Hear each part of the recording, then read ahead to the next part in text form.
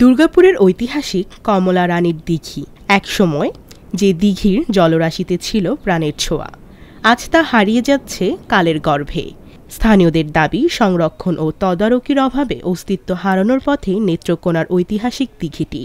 দুর্গাপুরের ঐতিহ্যবাহী এই কমলা রানীর দিঘি, এখানে দূর দূরান্ত থেকে পর্যটকরা এখানে এসে দেখে কমলা রানীর দিঘির কোনো অস্তিত্ব নেই, তারা হতাশ হয়ে ফিরে যায়। এই নতুন প্রজন্ম এবং ভবিষ্যৎ প্রজন্মের কাছে এর ঐতিহ্য ইতিহাস তুলে ধরার জন্য একটি স্মৃতিস্তম্ভ স্থাপন করা হোক। একটি পার্ট ছাড়া আর কোনো স্মৃতি নাই। তবে যতটুকু সংরক্ষিত আছে, এটি হয়তো উপজেলা প্রশাসন এবং আমাদের সরকারের উচিত একটু ডিমার্কেশন তৈরি করা।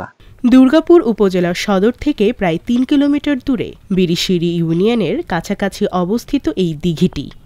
ইতিহাস বলছে ১৫ শতকের শেষের দিকে সুসং দুর্গাপুরের রাজা জানকীনাথ বিয়ে করেন কমলা দেবীকে।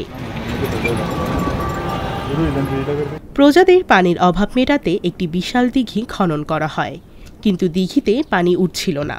তখন রানী স্বপ্নে আদেশ পান পূজা করতে হবে দিঘির মাঝখানে। পূজারত অবস্থায় হঠাৎ বজ্রপাত, দিঘির তলদেশ ফেটে যায়, পানি উঠতে শুরু করে, আর সলিল সমাধি ঘটে রানীর।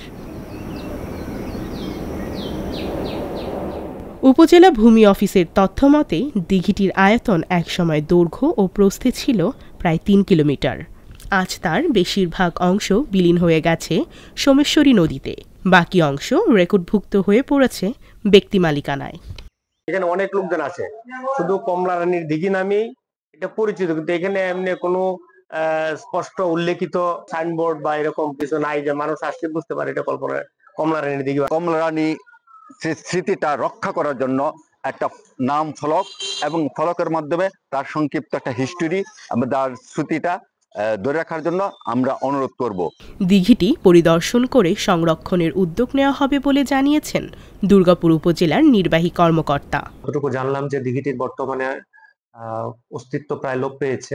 আমি ব্যক্তিগতভাবে সেখানে ভিজিট করে এটি সংরক্ষণের জন্য পরবর্তী যে পদক্ষেপ সেটি গ্রহণ করার। এই ঐতিহ্য নতুন প্রজন্মের কাছে তুলে ধরতে হলে দিঘির অবশিষ্ট অংশ সংরক্ষণ করা জরুরি। পাশাপাশি একটি স্মৃতিফলক নির্মাণের দাবি জানিয়েছেন স্থানীয়রা।